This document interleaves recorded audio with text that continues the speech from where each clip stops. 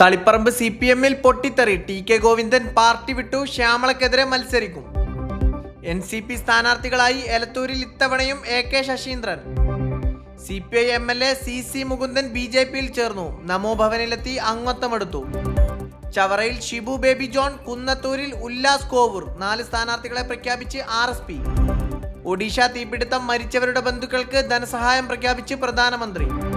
മറ്റൊരു രൂപത്തിൽ താരിഫ് കൊണ്ടുവരും. US സുപ്രീം കോടതി വിധിക്കെതിരെ ട്രംപ് തീരുവ പിൻവലിക്കില്ലെന്ന് പ്രഖ്യാപനം. ശബരിമല യുവതി പ്രവേശനം സീനിയർ അഭിഭാഷകനെ മാറ്റി ദേവസ്വം ബോർഡ്. ഹുർമുസ് കടലിടുക്കിലേക്ക് കപ്പലുകൾ അയക്കാൻ പദ്ധതിയില്ലെന്ന് ജപ്പാനും ഓസ്ട്രേലിയയും.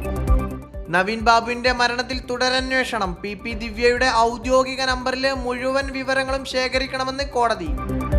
സ്വർണ്ണവില കുത്തനെ കുറഞ്ഞു. ഇന്ന് കുറഞ്ഞത് 2 തവണ.